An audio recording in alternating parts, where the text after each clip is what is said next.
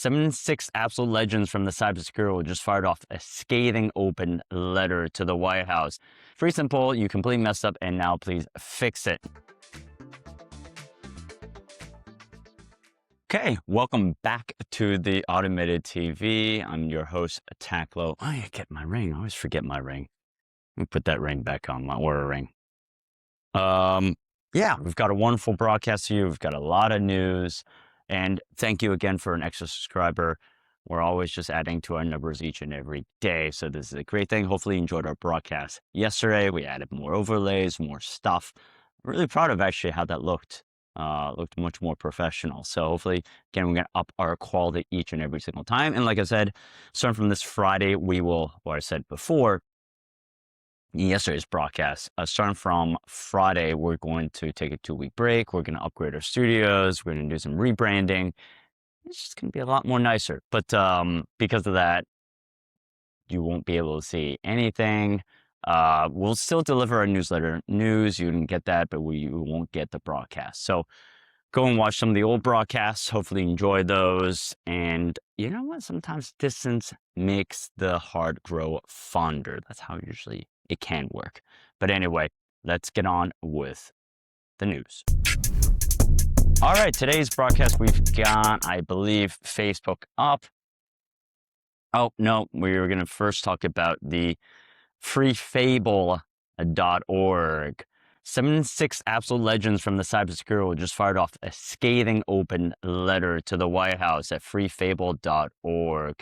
It's pretty simple. You completely messed up and now please fix it. Now, we talked about this in yesterday's broadcast. The U.S. government slapped historic export controls on Anthropic's two most powerful models, Fable 5 and Mythos 5, over the weekend on Friday and over the weekend, and people just, lost their coverage on Mythos 5. And essentially people were saying that the United States government was saying that there were cybersecurity kind of loops. There was, there were people that could get on. Anthropic said there were guardrails. Anyway, don't worry, there's normal behavior. Then we had rumors about who it was. It was a Chinese group, and it could have been some other groups. But now it seems like these 76 absolute legends said something. And so signatories on the open letter was Alex Stamos, former chief of security at Facebook, Casey Ellis, legendary founder of the massive bug bounty platform Bugcrowd, and Rachel Toback, celebrated hacker and CEO of Social Proof Security, and John Callis, the iconic cryptographer behind some of Apple's best security designs. Is basically the core argument is taking the best absolute tools away from the good guys while global adversaries keep advancing lightning speed is not a safety move. It's a strategic self-own. Okay, all right. Interesting, but this is where actual reporting gets a little bit more. According to industry whispers and detailed breakdown by signatory Katie Moseras, CEO of Luda Security, the government's sudden ban wasn't random at all. It was triggered by an unreleased research paper from Amazon. So the same exact Amazon invested casual $13 billion to Anthropic, personally met with White House officials, the CEO did, and to tell them the researchers have successfully jailbroken Fable 5 to generate exploit code. So essentially, Amazon said that they jailbroke, not Chinese firm, not something else, and basically, but then there was no real terrifying zero-day exploits. They just asked the model to look at code with already known vulnerabilities and generate test scripts. And that is it. So it was really much ado about nothing. And Amazon was the one that actually did it. And this is the same bug hunting technique that can be easily replicated on OpenAI's GPT 5.5, Anthropic's older Claude, Opus 4.8, and even Kimi 2.7. So let's take a step back. So again, we said before they had banned it, that was the Chinese. Then Dario from Anthropic said, well, this is just a normal thing anyway. U.S. government said, no, not so. David Sachs said, what did David Sachs say? David Sachs said that it was Anthropic's fault. It was basically, they had said something, and then Anthropic said, no, could have taken it, could have understood it and could have said yes, but instead chose the harder path and no, and kind of laid it purely on Dario's feet. And then turns out, I guess these 76 signatories said, nah, this is kind of normal stuff. So, well, first of all, who are the 76 signatories? How did they come together, right? So obviously somebody paid them off. So I'm sure it was probably Anthropic, right? They probably wouldn't come together in defense of Anthropic without, any benefit. So they probably came up and said, look, Dario, we owe you, I don't know, we paid for you, or you paid for this. We'll write an open letter. That's probably what went down, and then the truth came out, and they were saying, like, this is much ado about nothing. So all the previous stuff that we talked about before, that's not all true, and it was just a normal hack anyway. And you basically got that intel, White House, from Amazon, who are in cahoots anyway, which is kind of weird, because why would Amazon sabotage their own company or their own AI company? Unless, I think, it has something to do with Jeff Bezos's Prometheus's AI. Don't know. I don't know that company, but yeah, interesting stuff there. Interesting stuff there. I think this won't be the end of it, and we will know more as the days get on. But as you can see, there's always more to the news, and there's always more beneath the surface. Okay, on to the next section. We're going to talk about Facebook now. Are we going to talk about Facebook? Yes, that's right. Meta's new AI mode uses your public Facebook posts to answer other people's questions. So, Meta quietly pushed the big red button on AI mode this week, and it's now officially live globally across Facebook. Instead of handing you the usual comforting pile of classic blue links when you search for something in bar, this new feature generates a full conversational chat answer. It's like your little chat bot, but then they're all powered by years of real AI. Public posts from across Meta's app. So you type an innocent question instead of a website link, you get a friendly AI written paragraph. Okay, cool. All right. So this is not unlike stuff that you've seen, but I think it's a little bit more useful, right? So LinkedIn doesn't push posts and ideas generated from your public posts, which is kind of cool. I wonder if it sources and it cites actually your post as well. So Meta's official announcement includes zero mention of an opt-out option. So there's no toggle, no privacy switch, and absolutely no secret setting to exclude your digital history from being scraped. Meta's move is incredibly calculated. Google is aggressively pushing AI overviews, and Zach holds decades of raw, unedited human conversation data. Well, so does Grok and X, right? They just they have it as well. They have it as well. Okay, and it's launching today, including jersey swaps. You can change your sports jerseys on the fans and college creators. AI-powered suggestion from your photo collages. Sorry, not college. Collage creators. Okay. All right. What's my take on it? Look, everyone's doing a different take. Facebook is doing this in a different way. LinkedIn is doing a different way. Google's going to do it a different way. I've always, always had the view, if you don't know you're the product, if you're not buying a product, you are the product. And your conversations are now Facebook's product, and they will use it. And it is what it is. There's nothing you can do there. You didn't know what you were signing up for previously. Well, now you do. So that is what it is there. And watch out. Maybe it will be better. I just think that hopefully they will cite the sources, right? And hopefully they will tell you exactly what, cite the sources and tell you exactly who is it coming from, because then it could say attribute it to me or somebody else, right? So hopefully that's something that they do. But I don't think it's going to be that way, looking at some of the GIFs that I see over here. So, or some of them, like I think some of the photos are attributed. So I don't think the text will be attributed, but the photos will be. So, give it a spin. Let us know what you think in the comment section below, so that we can all be beneficiaries of your knowledge and your expertise. Okay, on to the next section, around the AI block. We've got a lot of news today. xAI's lawsuit accusing OpenAI of stealing trade secrets has been thrown out. So, look, Elon really wanted to hit Sam Altman. It's a terrible idea. And he lost already once. This just sounds like another loss. So Engadget, xAI's lawsuit accusing OpenAI of stealing trade secrets has been thrown out. Dismisses the case. They failed to prove that OpenAI was trying to persuade one of its former employees to steal trade secrets, according to a federal judge's ruling on Monday.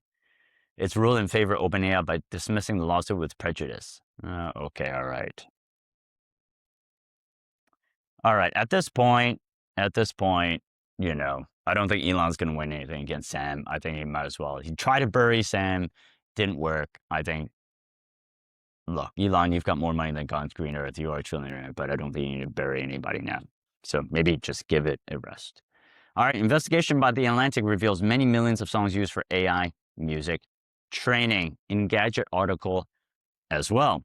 So Taylor Swift, Bad Bunny, and many, many more artists have had their work fed into AI models. Atlantic has published 4 searchable databases of music that have been used to train AI models. It's 12 million tracks in one database, 9 million in another, and the 2 final ones each containing about 100,000 songs. So it's basically about a little bit more than 21 million songs to train AI. So, who? Well, Suno is getting sued. Yeah, he details actually how the copyright music was used for AI training, and yeah, and also pointed to some of the cases against generative AI music platforms. Again, I think this is the way of the future. I think any AI company will make sure they have to raise a lot of money to cover these lawsuits, but it is going to happen.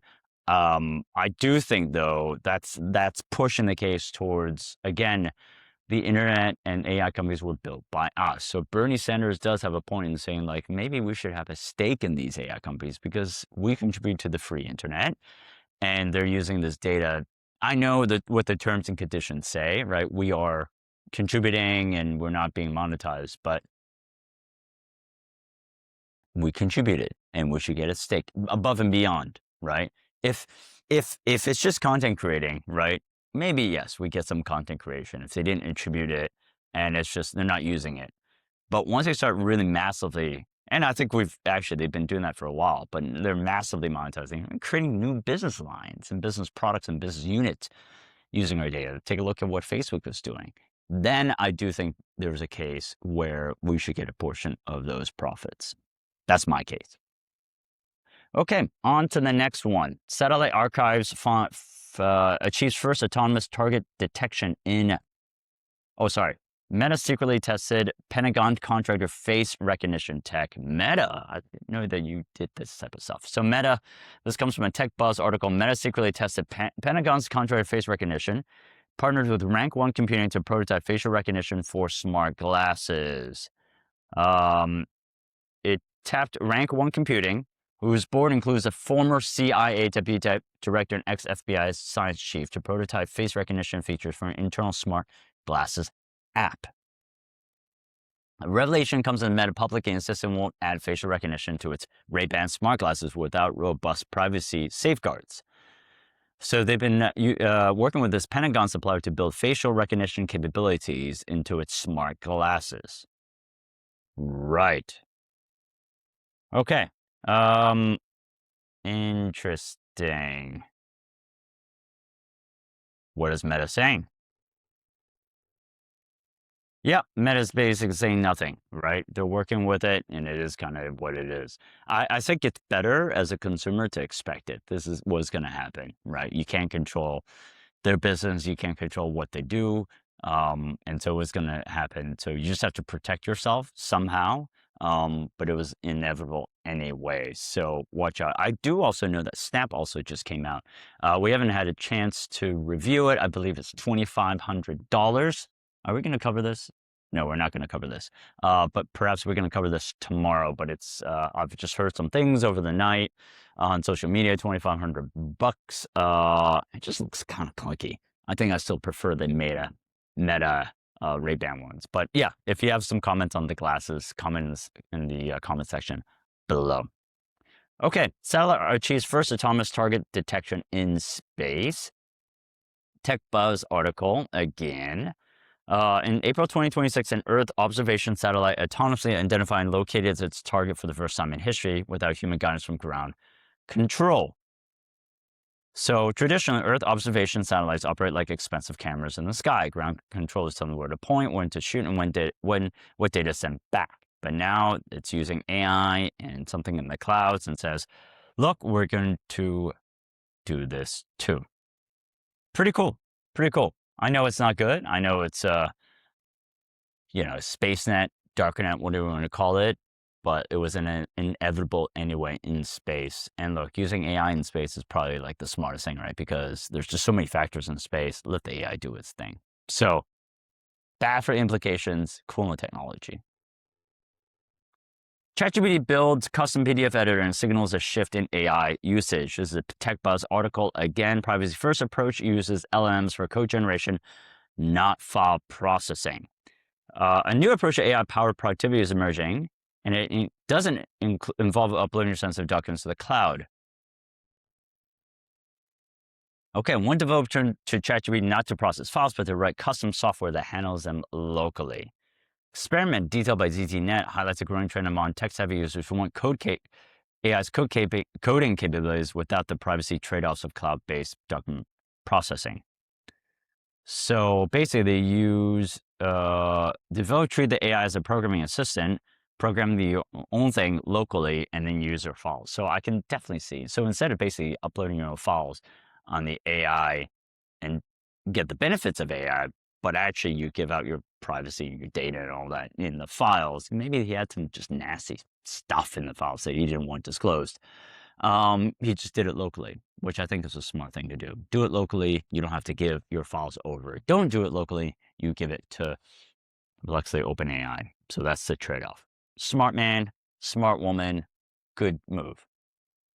Google just undercut OpenAI with a $4.99 Gemini plan. Here's what's included. So we talked about this before, I believe, about these OpenAI Anthropic price wars, because OpenAI is kind of losing. And so might as well compete on price. Sounds like Gemini wants to get in on the action as well. So Tech Radar article, $4.99, Google dropped its price yesterday from $7.99 to $4.99. Subscribers now get 400 gigabytes of Google storage instead of 200 gigs. And OpenAI's $8 ChatGPT Go plan. Great. More competition. This is perfect. More competition is better for the consumers. This is absolutely fantastic. So good to go. I think it's absolutely a great thing. You've got Gemini, ChatGPT, Anthropic all fighting. You've got your open source models, which is great. You got free plans. This is what competition is doing. And that's what's great about it. Return back value to consumers. Great stuff. This is how it should be. When they collude together to form price monopolies, I think that's a bad thing. But when they're competing like this, I think that's an incredible thing, and that's great. Good on you, Google.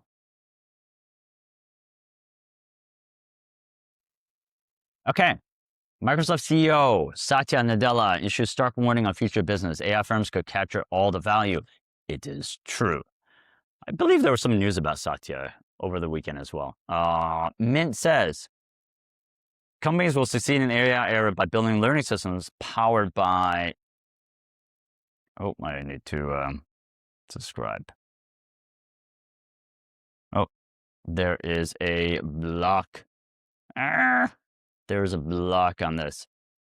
And he said that AI firms will post a lot of the economic focus must be in building a frontier ecosystem. I saw that tweet actually. So, yeah. And his point is two kinds of capital that companies will need: human capital and token capital. You basically have token capital is the firm's value. That's token capital. And then human capital is one where it's like human capital, knowledge, etc. So you need both human capital and token capital to really capture value in the future. Pretty interesting stuff. Thanks, Satya. I was wondering actually what he meant by frontier ecosystem. So I'm blocked, but if you have a better interpretation of that, please let us know in the comment section below what that means. Okay, all right. AI hiring surges across all UK sectors. I saw that article. This is a UKTN. I used to know UKTN. I used to work in the UK, right? So the home of UK tech. I don't know what UK Tech Network, I think, something like that. So AI specialist roles, AI specialist job postings are hiring a surge in the UK. New findings from PwC has found that job postings for AI specialist roles in the UK have soared by 61% compared to last year, representing an increase of as much as 68,000 new roles. So that's great. I just want to go into this a little bit because I actually have friends in the UK looking for jobs, and it's actually a pretty bad market. So I'm not exactly sure what the roles are, AI specialist roles, and I don't know how true it is. So I'm slightly skeptical about that, as I am always. So yeah. Okay. Anthropic hit with lawsuit over Claude max usage limits. Engadget. So we talked before this, right, about how Anthropic is getting, people are not happy because oftentimes the withdraw from a downgrades a model doesn't tell you about that. And so Claude subscriber has sued Anthropic, alleging the company misled consumers about the usage limits of its max plans. Carl Khan, a Washington, D.C.-based resident, filed a federal lawsuit accusing Anthropic of overselling how much you could use Claude. The actual usage caps of Anthropic's Max 5X and 20X tiers are hard to determine and appear lower than the limits the company advertises on its websites and elsewhere. We talked about this before, and I definitely do think that someone needs to take these companies into account to actually say what is actually your usage. Just keep them honest, really. They could be saying the right thing, but still every so often somebody needs to keep them honest and let them know. So on our behalf as consumers. Okay, that was a long section around the AI block. We're gonna move over to AI tutorials. We've got two videos today, the complete TikTok for Business tutorial 2026 and the HubSpot CRM tutorial for beginners 2026. I don't really use TikTok. Maybe I should. But HubSpot, I definitely do use it. So definitely take a look at those videos. Let me know what you think in the comments section below. Okay, on to the next section. We've got finally the end. No, there are actually two more sections. We've got trending tools. We've got 3 tools today. For native loop generation, we've got Giphy is an AI-powered canvas built for immediate micro content creation. The platform translates text prompts or static image uploads into highly shareable, high-resolution animated GIFs. I like GIFs, but Giphy is a bit old, so pretty cool, better. For multi-format audio pipelines, Podcaster AI is an automated all-in-one broadcast studio, ingests raw textual ideas, articles, documents, or baseline voice recordings to auto-generate fully structured podcast scripts. For generative engine visibility, Max AEO is a specialized analytics dashboard engineers for answer engine optimization. Tracks your brand citations, compares share of voice, and ranking metrics across ChatGPT, Gemini, Perplexity, and Claude. Cool. Take a look at these things. Let me know what you think in the comments section below and see if it's helpful for you.